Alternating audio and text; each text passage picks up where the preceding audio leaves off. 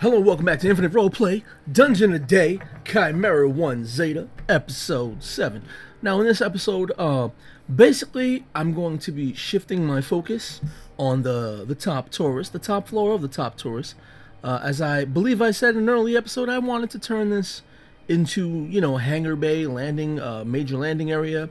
And what you see me doing now is creating a circle so I can get the general center of the outer Taurus. And I want the center line so that I can have an idea of where to place my landing pads. Initially, I was going to place landing pads only in the center line, but the shuttle size is small enough that I can fit multiple pads. So, I adjusted and altered what I was going to do. You see me doing that. Now, I'm trying to space these out evenly.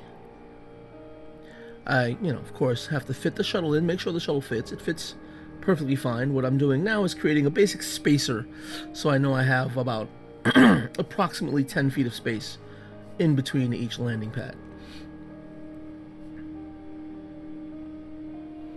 What I'm doing here is creating a center point, so I can try to drag and drop everything with the right amount of distance. Eventually, I edit my process a bit.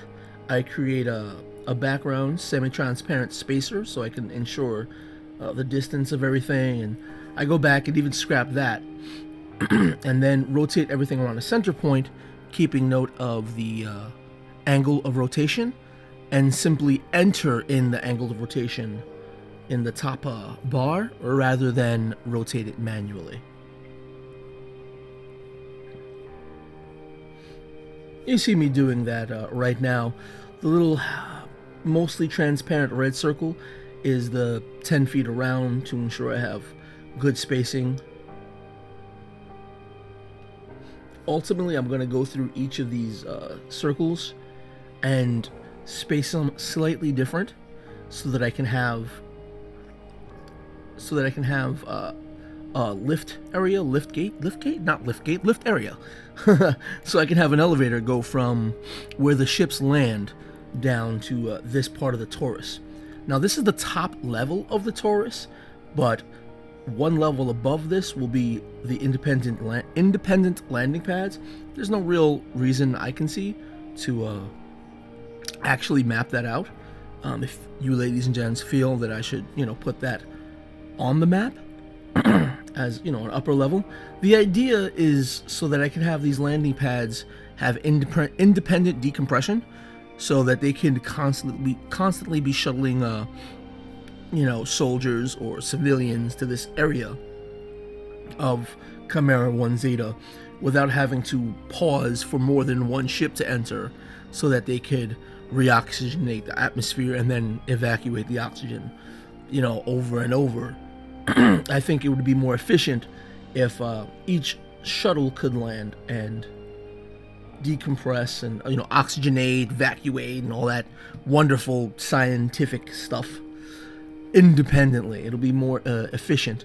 And the reason I'm thinking shuttles, they would choose to shuttle guests is because this being a private military base, or primarily a private military base, it's best to keep security strong. Security is a very important thing. If you have control, if the shuttles are piloted by your men, and each of them independently locked, and also needing elevator access to get to, I'm feeling that that's a great deal of security, redundancies. Oh, this. You see my struggle right here? This is 2 hours worth of work condensed into like a 6-minute video. And you could imagine how long I was sitting there waiting for this to save. And I go through this because I make it a habit to constantly save my work in case there's any crashes, that I don't lose my work altogether. So, saving things, it's a bear. It's a bear, I tell you. But it's worth it.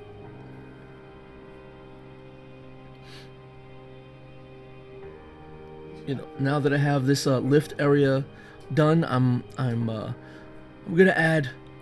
Oh, this is what I'm doing. I'm trying to add elevators right now.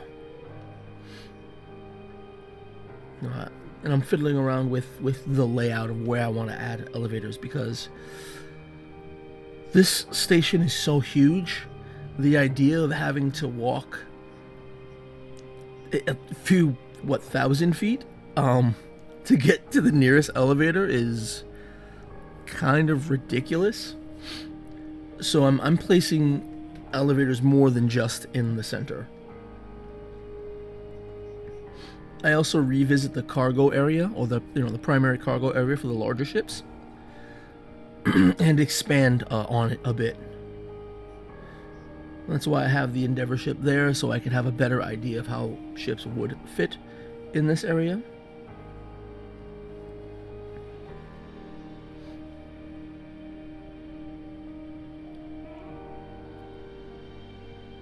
And here I am going into this part of the station and adding an elevator bank. Pardon me.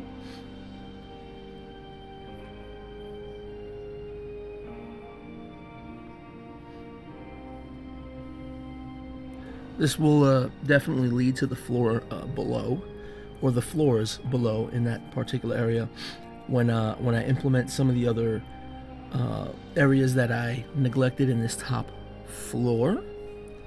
It's gonna be great. I'm just excited about this. I added some more rooms here. Honestly, I don't know what they could be right now, if not, some sort of secondary storage, as in, you shuttle one vendor, and the one vendor comes with a small amount of goods that they could store those goods while they work their deals. Anyway, that's what I've got done so far in the 7th episode of the Chimera 1 Zeta project.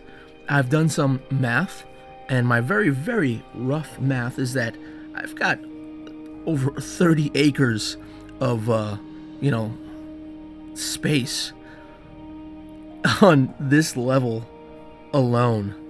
So that's, scope, scale, a lot of work, but God, I feel that it's awesome. How about you? Anyway, my name is Nelson. This has been Infinite Roleplay Dungeon a Day Chimera 1 Zeta project. I'll check you ladies and gents next time. Peace.